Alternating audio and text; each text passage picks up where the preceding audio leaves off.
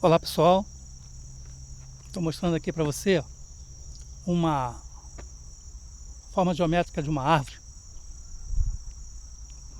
Eu acho ela muito bonita, muito interessante, né?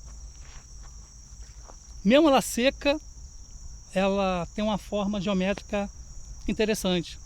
Se fosse assim, uma noite de lua cheia, temporal, né? Nuvens pretas, pesadas, a gente fazia ideia de filme de terror, né? Pois é, e por falar em filme de terror, essa árvore aqui lembra muito assim, né? Filmes que geralmente tem passagem de pessoas enforcadas. Não sei por que o pessoal escolhe, né, um cenário desse para fazer um enforcamento.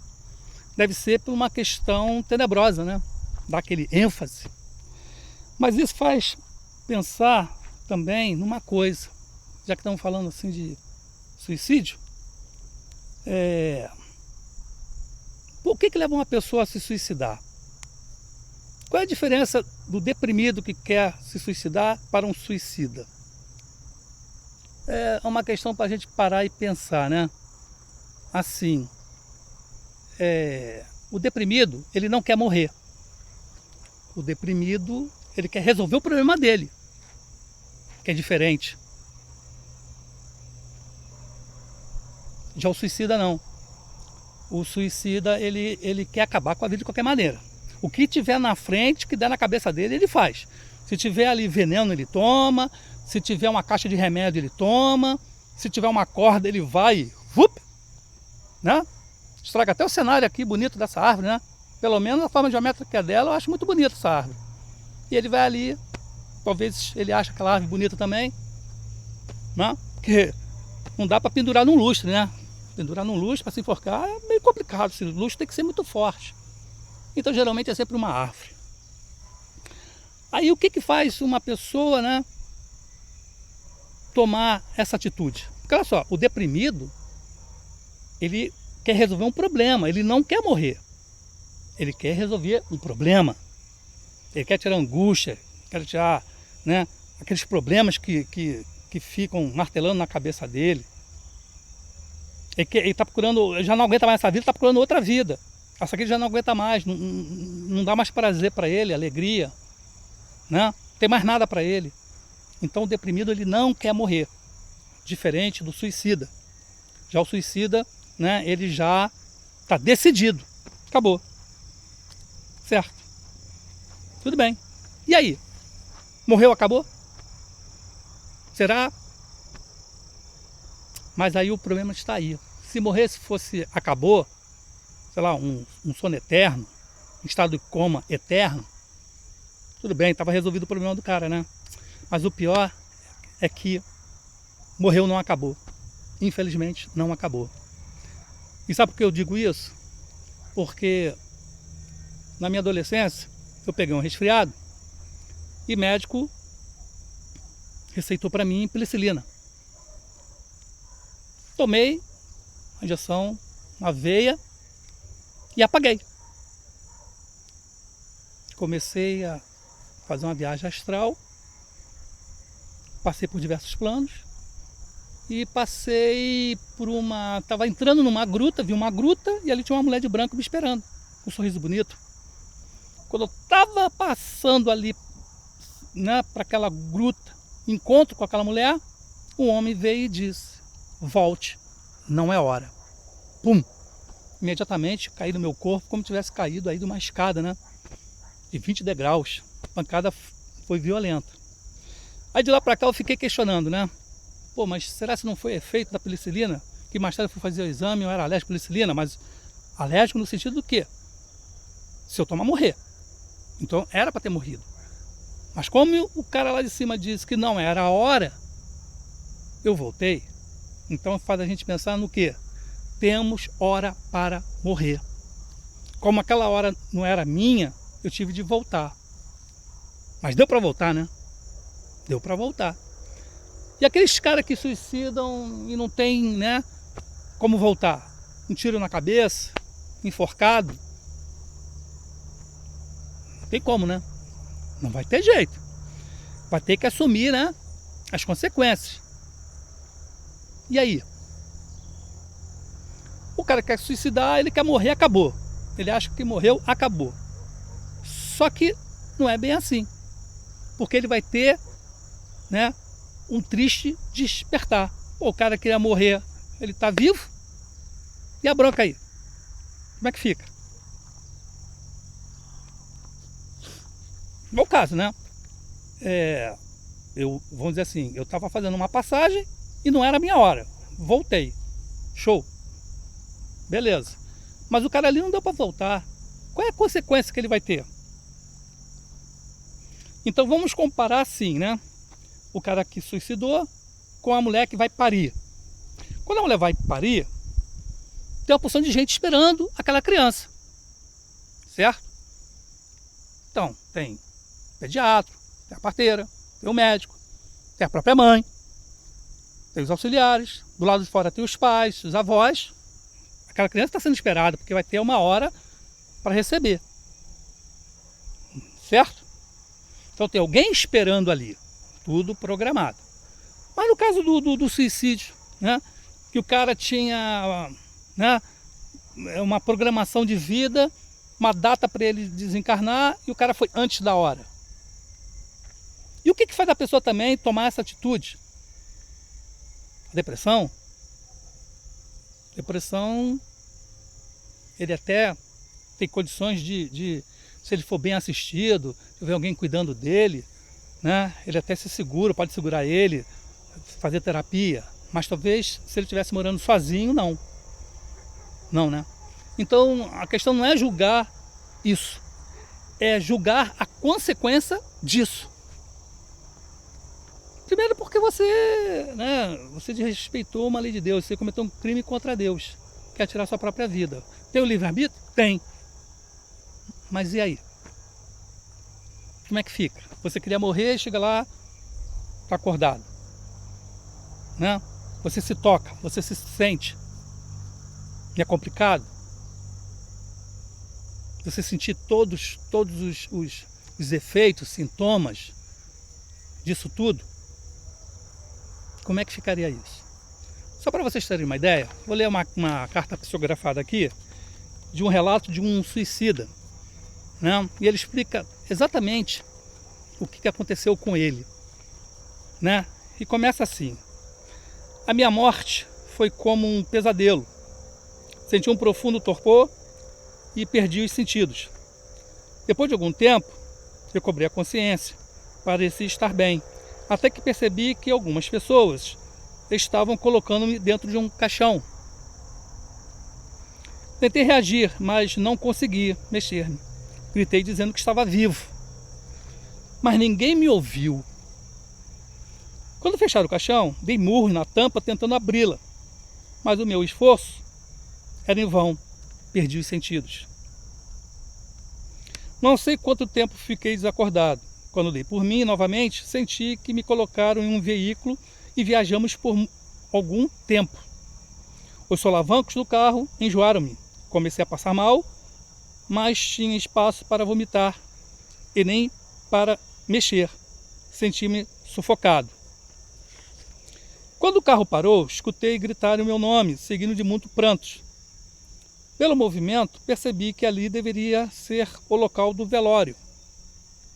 Tiraram do caixão, tiraram o caixão do carro, né? E quando menos esperava, abriram a tampa. Senti um grande alívio. Tentei levantar-me, mas não consegui. Muita gente debruçou sobre mim para chorar.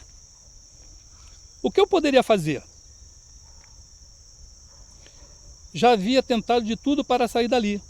A única explicação que eu encontrava para aquele fato é que eu estava realmente morto e o meu espírito preso ao corpo, que já começava a cheirar mal. É aquilo que eu digo, né? No caso da grávida, tem alguém esperando para receber aquela criança. E no caso do suicida, não tem ninguém esperando. Porque no caso do suicida, cara que, por exemplo, se suicidou com 85 anos, ele era para morrer, desencarnar com 90. Estou esperando ele com 90, esperando ele daqui a 5 anos, estou esperando ele agora. E quem vai receber o cara? Quando você morre na programação de Deus, né, já tem uma equipe ali esperando ele, os socorristas, a equipe técnica para cortar o cordão de prata, para fazer aquele passagem tranquila. Agora, do suicida não estão esperando. Aí você vai falar assim, poxa, e o anjo da guarda do cara não faz nada, não avisa ninguém? O anjo da guarda do cara, o guia, protetor dele, o que for, tem que respeitar o livre-arbítrio dele, que foi no caso de suicidar. Ele não pode interferir.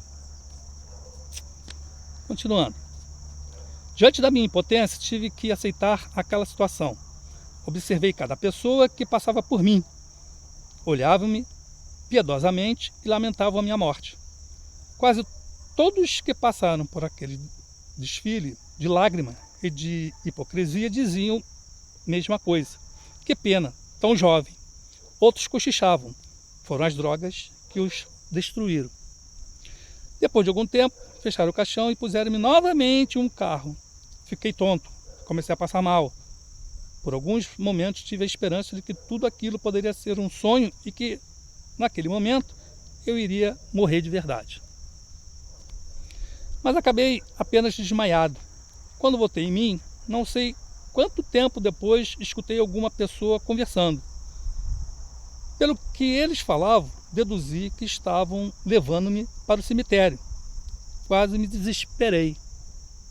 Quer dizer, o corpo estava morto, mas o espírito estava vivo ainda e preso àquele corpo. Sentindo tudo, ouvindo tudo, percebendo tudo. O que é pior, não podendo fazer nada. Deu para imaginar como é que não deve ser um sufoco danado? Sabendo que você vai ser enterrado e querendo respirar e não consegue. Sentir os bichinhos comer, ficar aquele negócio morrendo, barata passando, né? Muita gente costuma ir ao cemitério, né, e escuta vozes que vêm do túmulo. E geralmente é assim: socorro, socorro, me tire daqui. E o que é isso? Quem consegue ouvir, ou quem está gravando, filmando por alguma razão, pega esse áudio. Já tem isso aí, esse tipo de vídeo aí na internet, com essas vozes que vêm do túmulo aí pedindo socorro, mas ninguém sabe o que é. Está aqui o motivo, né? A pessoa está viva ainda lá no túmulo e está querendo sair, está ali. Como é que faz? É complicado, né? É complicado. Senti um medo terrível, principalmente quando percebi que estava sepultando-me. Não cheguei a entrar em pânico, mas rezei todas as orações que eu havia aprendido e isso, de certa forma, me acalmou. Nessa hora todo mundo vira santo. Lembra de Deus, né? Lembrei-me da minha vida desde quando era criança. Revi o meu passado e era como se eu estivesse assistindo a projeção de um filme na minha mente. É porque dizem, na verdade, né, que quando a pessoa faz uma passagem, começa a ver de trás para frente, ou seja, do último momento dele até o útero, na forma fetal. Certo? Então ele continua aqui. A partir daí, naquela solidão profunda, comecei a julgar as minhas atitudes. Fui um combatente, lutei contra um sistema que eu não acreditava e que me causava revolta. Entretanto, acabei vítima de mim mesmo e não do sistema que eu condenava.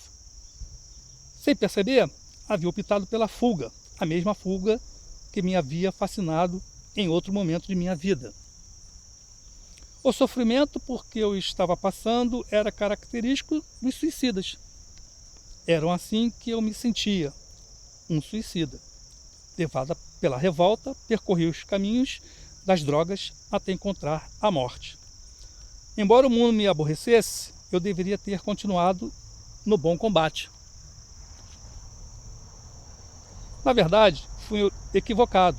Apontei tudo o que eu achava que estava errado, mas não soube indicar o certo. Minhas intenções eram boas, mas minhas atitudes eram contraditórias. Em vez de atacar e ferir o sistema, eu deveria ter contribuído para transformá-lo. Chegou a uma conclusão tarde demais, né?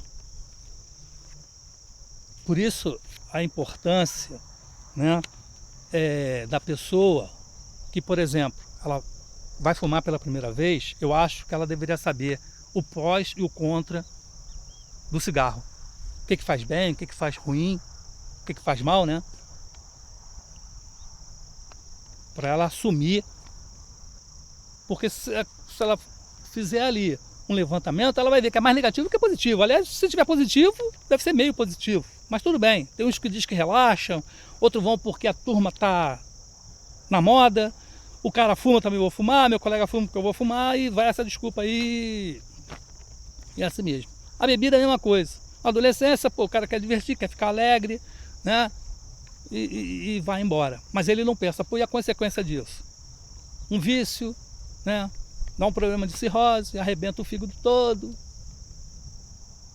Por isso a importância da pesquisa. Vou me suicidar, acabou, morri. Pô, mas peraí, vamos parar para pensar. É isso mesmo? Aí a gente pega, né, vários casos. No caso, a minha experiência que eu estive lá, no meu caso, foi um acidente, mas eu tive a sorte de voltar porque não era a minha hora. Então a partir daí, opa, vamos pesquisar, não é bem assim. Aí encontramos cartas psicografadas para um suicida, nos alertando sobre isso, né? Então ele continua: não corri atrás do ouro dos tolos, mas na cama do meu apartamento fiquei deitado com a boca aberta esperando a morte chegar. Ela chegou antecipada, veio convidada pela minha insensatez. Em vez de repousar em seus braços, ela agora fazia arder minha consciência. No auge da minha angústia, eu questionava: quanto tempo eu terei de ficar nesta situação? Ficarei aqui até o dito trem passar. Será que vou ou será que fico?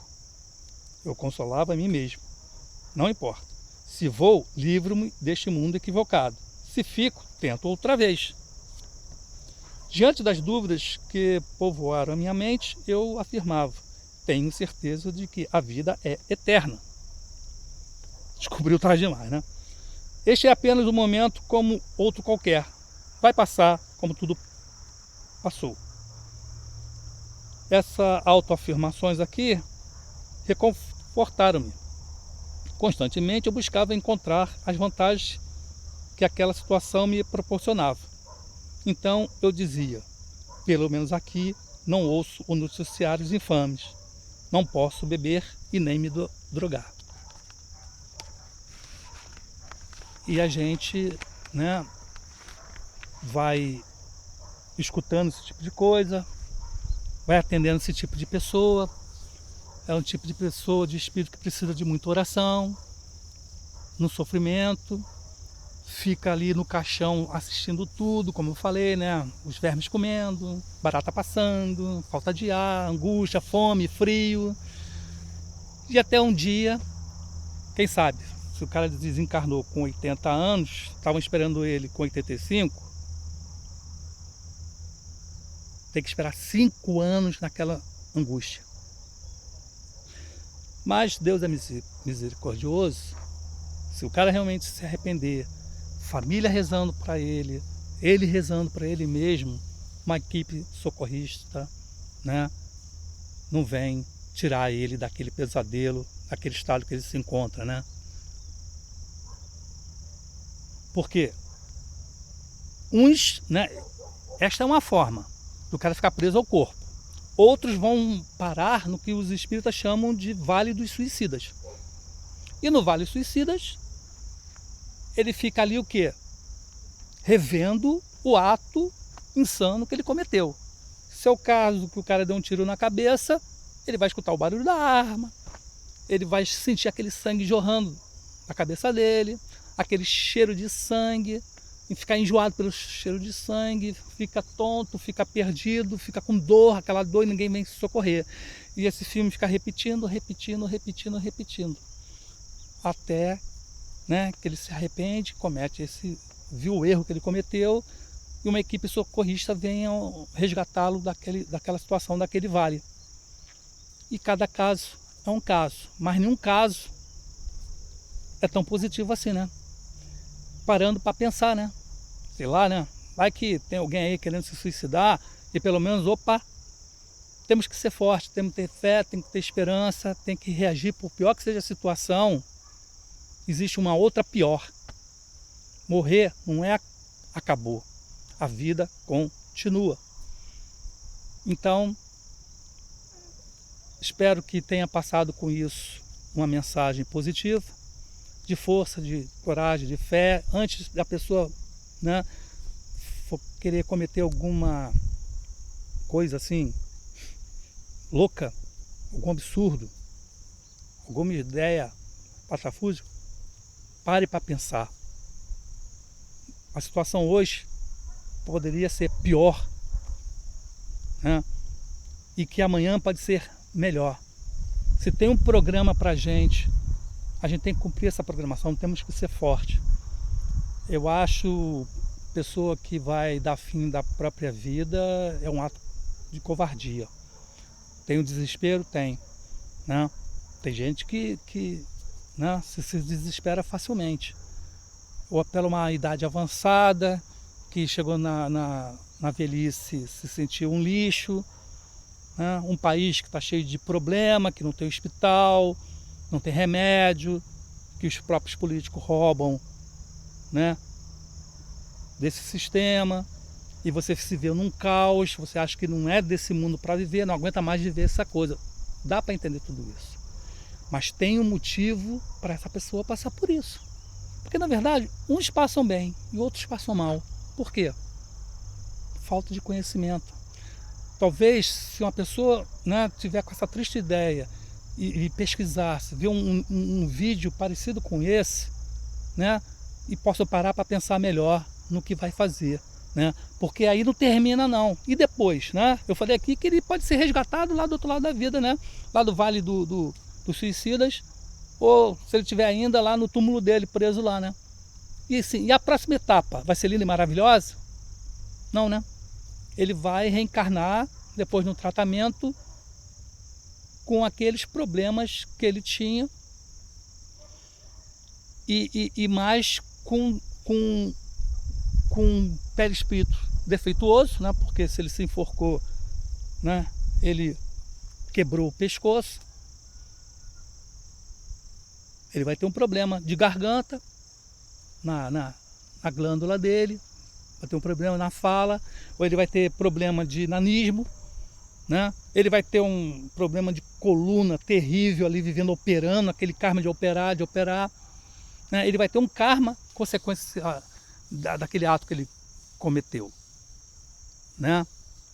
Então vai ter aquela pior forma que ele possa ter na segunda, vamos dizer assim, etapa da vida dele, que eu espero que na segunda etapa ele consiga superar, né?